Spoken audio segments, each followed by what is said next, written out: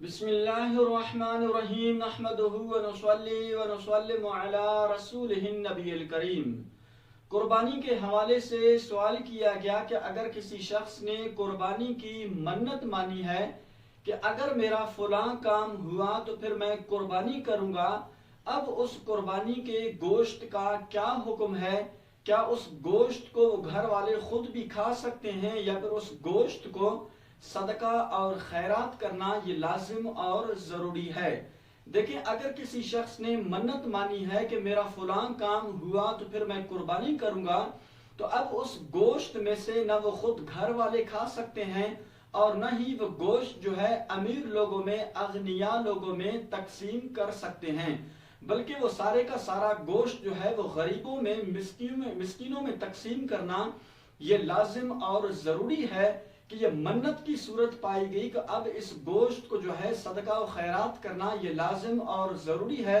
وہ گوشت نہ آپ خود گھر والے کھا سکتے ہیں اور نہ ہی اغنیاء یعنی امیر لوگوں میں آپ تقسیم کر سکتے ہیں۔ لہٰذا خلاصہ کلام یہ ہے کہ اگر کسی شخص نے منت مانی ہے کہ میرا فلاں کام ہوا تو پھر میں قربانی کروں گا، تو اب وہ سارے کا سارا گوشت جو ہے وہ صدقہ و خیرات کرنا یہ لازم ہے۔ وہ گوشت نہ آپ خود کھا سکتے ہیں اور نہ ہی امیر لوگوں میں آپ تقسیم کر سکتے ہیں۔ اسی طرح پھر اگر کسی شخص نے اپنے مرحوم والدین کی طرف سے قربانی کی ہے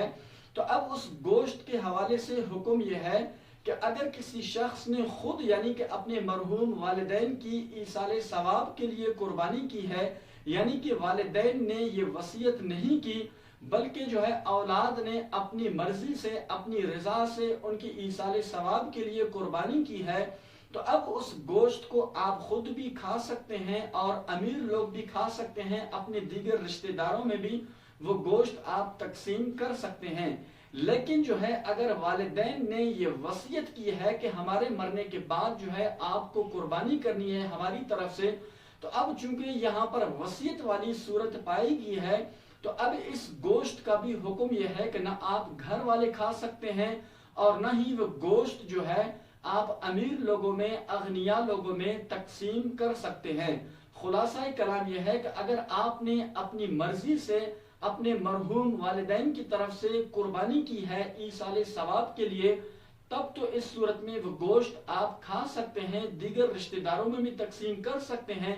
لیکن جو ہے والدین نے اگر مرنے سے پہلے یہ وصیت کی ہے کہ ہماری طرف سے قربانی کرنا، تو اب یہاں پر وصیت والی صورت پائی گئی ہے، اب وہ گوشت نہ آپ خود کھا سکتے ہیں نہ ہی اغنیاء یعنی امیر لوگ کھا سکتے ہیں، بلکہ وہ گوشت بھی صدقہ و خیرات کرنا یہ لازم اور ضروری ہے۔ اللہ کریم جل جلالہ کی پاک بارگاہ میں دعا ہے کہ مالک کریم ہم سب کی قربانیوں کو اپنی پاک بارگاہ میں قبول فرمائے اور ہم سب کو دین متین کے مسائل سیکھنے کی توفیق عطا فرمائے۔ وآخر دعوانا ان الحمد للہ رب العالمین۔